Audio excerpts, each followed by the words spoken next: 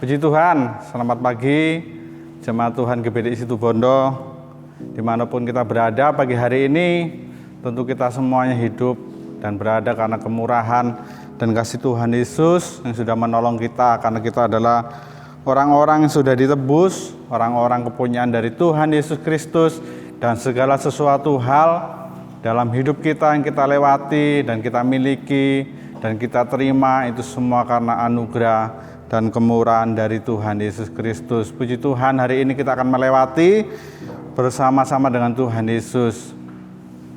Sebelum kita menjalani hari ini, mari kita akan membaca beberapa ayat firman Tuhan yang akan menjadi berkat bagi kita, yang akan menguatkan kita hari ini, yang akan kita lalui mulai saat pagi hari ini. Karena firman itu adalah makanan rohani bagi tubuh kita, dan kita akan mampu untuk menghadapi segala sesuatu hal. Puji Tuhan, pada minggu-minggu ini dan hari ini, bahwa background dari sarapan firman Tuhan di sini di belakang saya ada salib.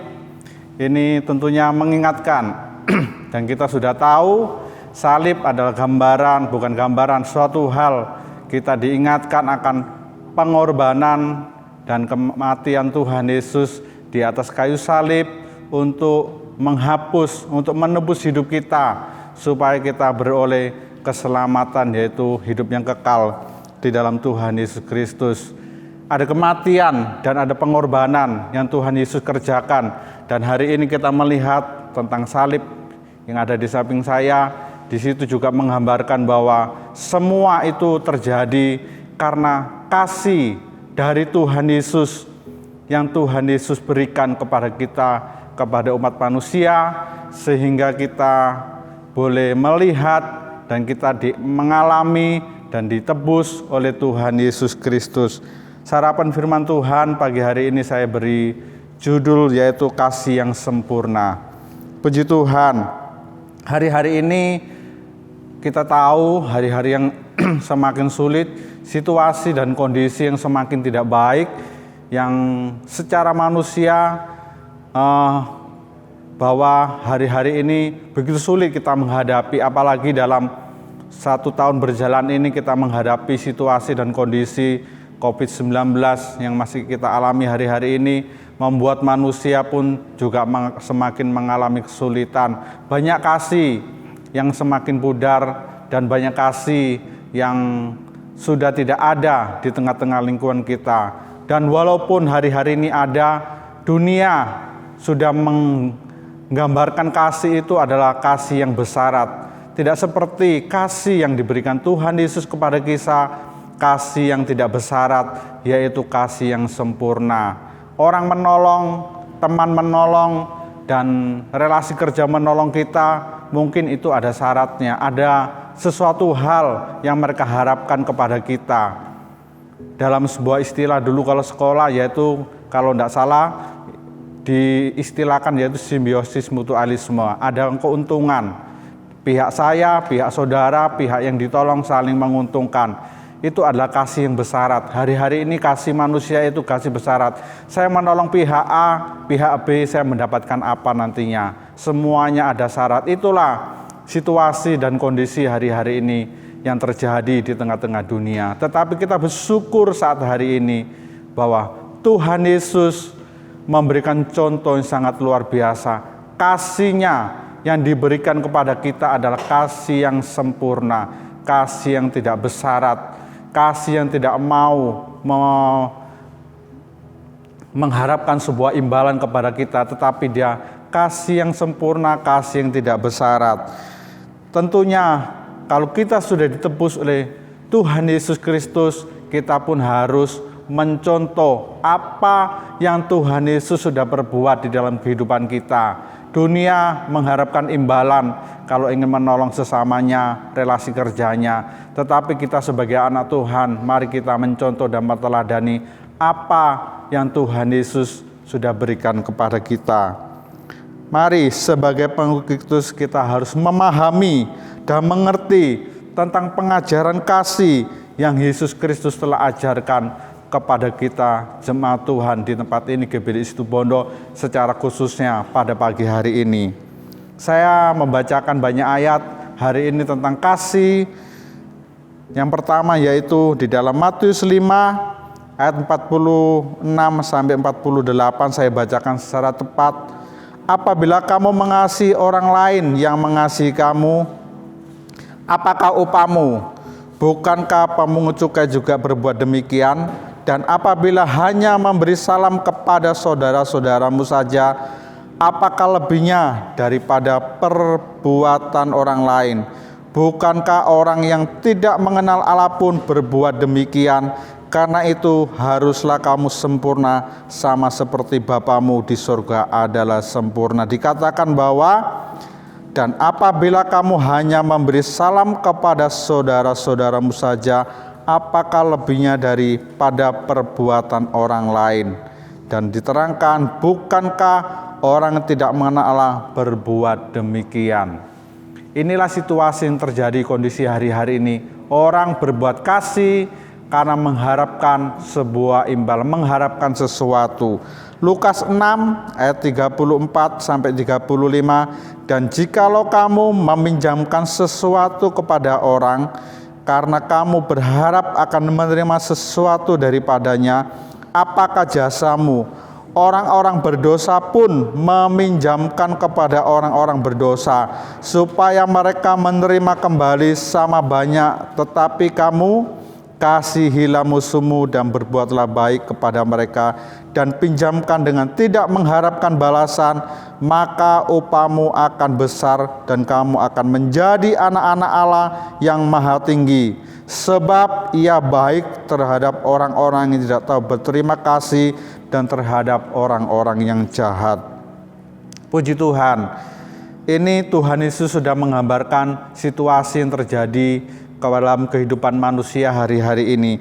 Tetapi di sini dikatakan bahwa kasihilah musuhmu dan berbuatlah baik kepada mereka yang telah berbuat jahat kepada kita. Dan kita tahu dalam penggalan beberapa ayat firman Tuhan yang saya baca tadi, di situ menegaskan bahwa kita harus memberikan kasih kepada siapapun tanpa memandang status sosial, ya Bapak Saudara, ataupun kita mengharapkan sebuah keuntungan atau kita memperoleh sesuatu dari orang-orang yang kita tolong. Kita mengasihi harus tanpa pamrih.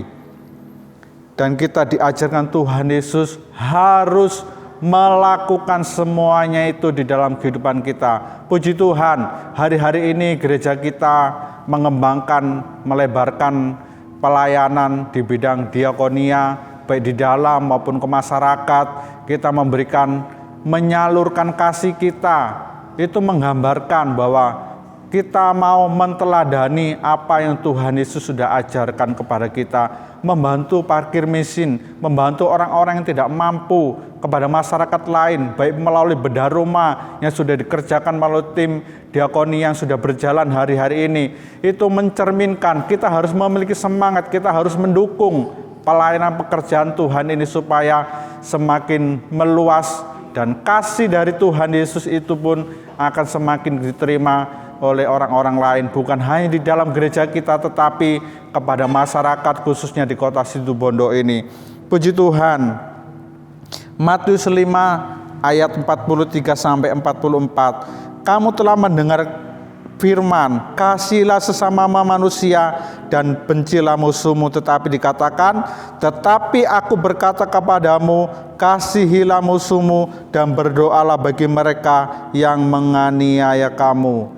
Puji Tuhan, satu hal yang bertolak belakang ajaran yang Tuhan Yesus yang diberikan kepada kita. Kalau dunia harus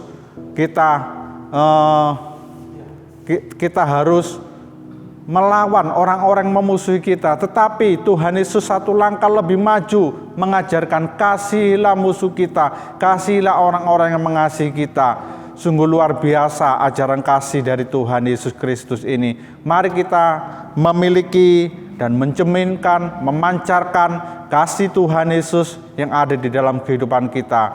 Puji Tuhan, saya pernah menonton sebuah kesaksian bagaimana orang percaya dan berbalik istilahnya adalah murtad dari agama yang lama dan dia percaya kepada Tuhan Yesus. Dia ngomong, dia percaya bukan karena dia kalah debat secara teologi ataupun dia karena kalah secara sesuatu perbandingan ilmu yang dia terima, tetapi dia mau percaya kepada Tuhan Yesus karena dia melihat temannya, melihat orang itu, teman yang dia lihat itu, dia tahu bahwa temannya ini memiliki kasih yang luar biasa, memancarkan dalam hidupnya kasih yang tanpa syarat, kasih yang lain, kasih yang tidak dimiliki orang-orang lain. Bahwa dia mengatakan kasihnya itu lain, pokoknya kasihnya itu sangat luar biasa, kasih yang tidak dibuat-buat, sehingga orang yang murtad ini dari agama yang lain masuk ke agama Kristen, dia mengatakan dia hanya melihat kasih dari temannya orang Kristen ini. Puji Tuhan, kalau kita memiliki kasih dari Tuhan Yesus dan kita memancarkan bagi orang lain, banyak jiwa-jiwa juga dimenangkan dan mengalami berkat-berkat yang luar biasa. Puji Tuhan. Beberapa ayat saya bacakan kembali di 1 Korintus 13 ayat 13. Ayat tidak asing, 1 Korintus 13. Demikianlah tinggal 3 hal ini, yaitu iman, pengharapan, dan kasih, dan yang paling besar di antaranya ialah kasih. 1 Petrus 4 ayat 8. Tetapi yang terutama, kasihilah sungguh-sungguh seorang dan yang lain, sebab kasih menutupi banyak sekali dosa. 1 Korintus 13:8. Kasih itu tidak berkesudahan, nubuat akan berakhir, basar akan berhenti, pengetahuan akan lenyap.